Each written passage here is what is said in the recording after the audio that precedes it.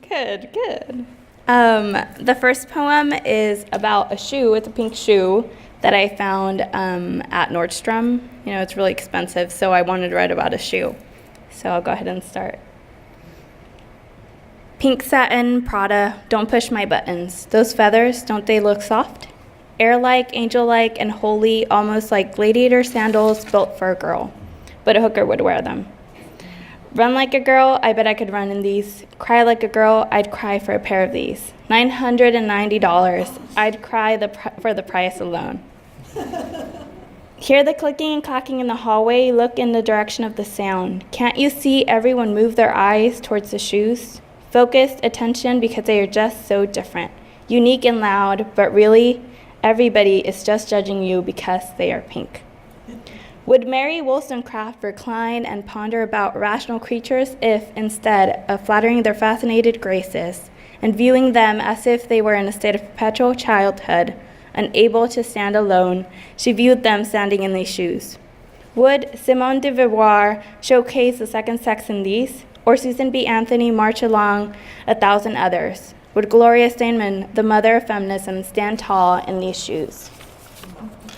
Alongside her picket sign reading, "We shall overcome." Have we overcome the injustice and equality? No, not at all, because if I were to walk in here with those shoes, what would you think? It's embedded in your unconsciousness. Think the color pink, the very color assigned to my gender, is a threat to our equality. I can't wear these and be taken seriously. You expect these on a runway, on a model in a magazine, or on a fun, quirky girl, on a hooker in a Las Vegas hotel, on a showgirl, or on a Kardashian on the street, not on Malala, and clearly never on Bader Ginsburg. Equal rights and opportunities don't exist when I'm wearing pink. Would you pay attention to the words coming out of my mouth, flowing out of my brain, trying to fill over the room, reaching out to captivate you in a serious way? If I walked into a courtroom, you'd expect some legally blonde shit and move on. But stop and think, why is it that she got into Harvard? That pink sequin bikini tells it all. Tell me, who decided I should be engulfed in pink? Ultimately, pink is a choice. To be immersed in pink is a song of rebellion, an empowering decision, because after all, the beginning is always today.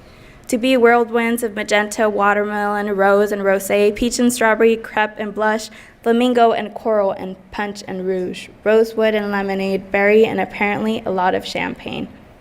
Straighten the female mind by enlarging it. Pink satin Prada is the only way.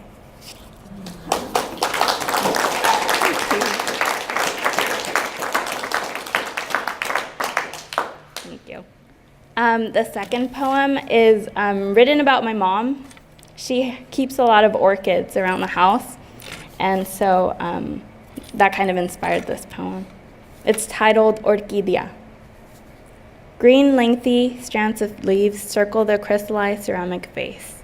They curl and bend, fall, but never detach, like thoughts and memories that grow and come upward and downwards. The new white root, like strands, grow alongside the leaves, slowly and patiently to become holders of new strange flowers. The musty smell when the water drains down is a scent which comes from the rain pitter-patter and heavy droplets collapsing on the dusty rancho floor. The smell of wet dirt transforming into mud, the scent my mother adores. It started out small alongside others in a garden called home. The weekly watering transformed into more and more leaves, but only one single stem which comes out yearly to produce new flowers. A gift to console grief, a get well soon, or a new home, all typically thrown away by others for the thought of being impossible of rebirth. Patience, a gift my mother possesses for the love of growth. A single ice cube placed periodically to melt away and stimulate the roots comes from the same longing to wait as the agave plants grow over the years in the land my grandfather accumulated for his children. It flows from a place where my grandmother was left to care for 9 children when he passed. It curls and bends from the grief which showed up in her face as she watched my grandmother decay away over the course of years, the repercussion of her own stubbornness to leave the house my grandfather built. The flowers grow onto the stems and hold on to their place, home. Their petals open up from the tiny bud, and after a long period of time, they showcase their individual characteristics of freckles and long, thin whiskers. The petals wilt, lose their bright colors, they shrivel into brown blends of color until they shift and die. Orchid flowers fall into the musty, wet soil.